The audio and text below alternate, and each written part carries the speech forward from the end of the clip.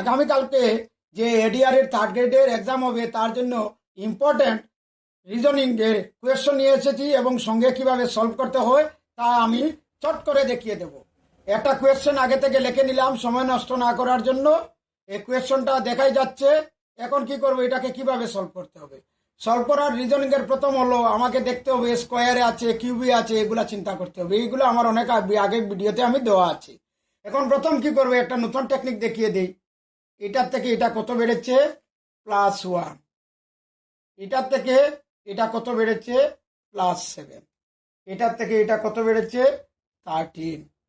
এটার থেকে এটা কত বেড়েছে, 19। এরপরে আবার দেখব এটার থেকে এটা কত বেড়েছে, 6। এটার থেকেও বেড়েছে 6, এটার থেকেও বেড়েছে 6। এরকম লাস্ট অবধি আমাদেরকে ডিফারেন্স গুলা বের করতে হবে। এখন তার অর্থ হলো আমি এখন উল্টা করতে হবে। এখান থেকে যদি আমি আরো 6 বাড়িয়ে নিই, মানে লাস্টে 6 বাড়ছে, এরপরটা যদি 6 বাড়িয়ে নিই কত হবে, 25। আর এই 25টা যদি এটার সঙ্গে প্লাস করে দিই কত হবে, 185।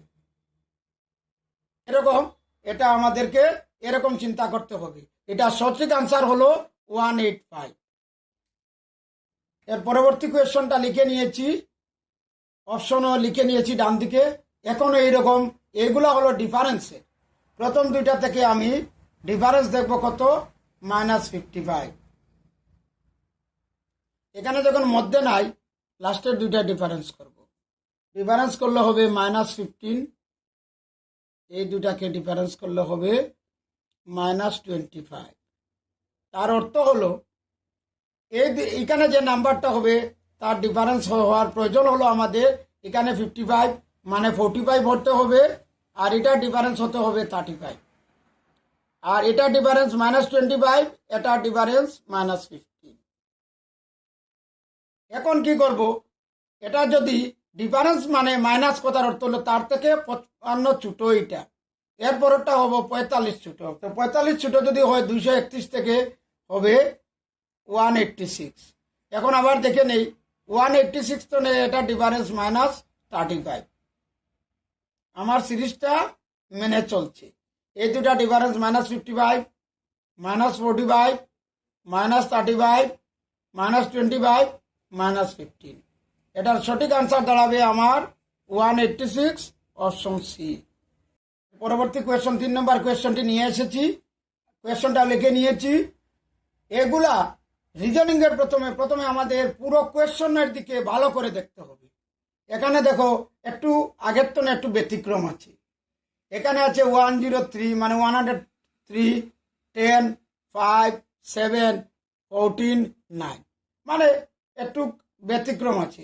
তো কি করব, প্রথমে দেখে নেই একটা একটা ছেড়ে ছেড়ে নিই। 103 থেকে 105 মানে +2,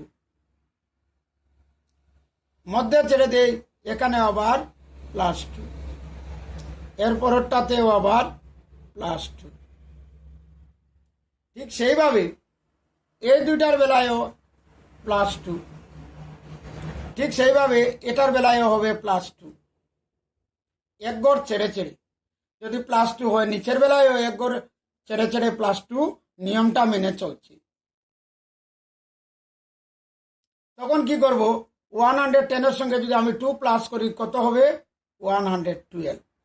আর 112 এর সঙ্গে যদি +2 করি 114। তাই আমার নিয়মটা পুরোপুরি মেনে চলছে।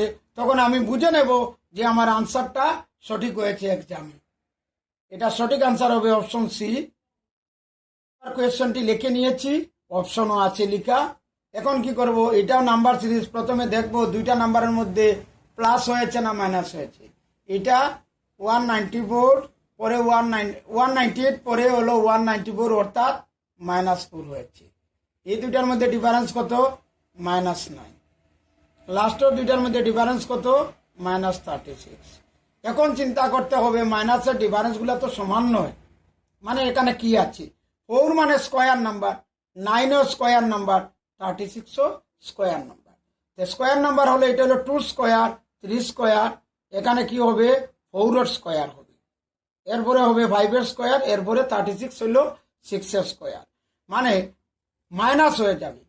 Two square, three square, four square মানে 16, 16 যদি আমি 185 থেকে মাইনাস করে নিই, এটার আনসার দাঁড়াবে 169। মানে আমি আবার দেখিয়ে দিই, এটা ডিফারেন্স হবে -16, এটার ডিফারেন্স হবে -25। অর্থাৎ two square, three square, four square, five square, six square মানে মাইনাস হয়েছে। এটা সঠিক আনসারটা হবে 169, অপশন বি। এর মতো লাস্ট কোয়েশ্চনটি নিয়ে এসেছি, কোয়েশ্চন অপশনগুলো লিখে নিয়েছি। এখন কি করব, এটা দেখব 2 থেকে 5 কত বেড়েছে, 3, এটার থেকে 13, এটার থেকে 23, মানে সবগুলা প্লাস বেড়েছে। আর কি দেখতে হবে, 3, 13, 23, মানে এর পরেরটা কি হবে 33, মানে 10 বেশি বেশি। নিচের বেলায় আর কি বাড়ছে, 10 প্লাস 10, অর্থাৎ এখানে যদি আরো প্লাস 10 বাড়িয়ে দিই, 23 সঙ্গে কি হবে 33, আর এই 33টা যদি এটার সঙ্গে প্লাস করে দেই, আমার হবে আনসার 74। এরকম ভালো করে এক্সামে বুদ্ধি করে আনসার দিয়ে দেবে এবং আমার লাইক এবং শেয়ার করুন, আমার চ্যানেলের সঙ্গে জড়িত থাকবেন। আমি আগামী দিন আরও যে এক্সাম হবে সেটার জন্য আমি বিভিন্ন ধরনের রিজনিং এবং ম্যাথের কোয়েশ্চন নিয়ে আসবো।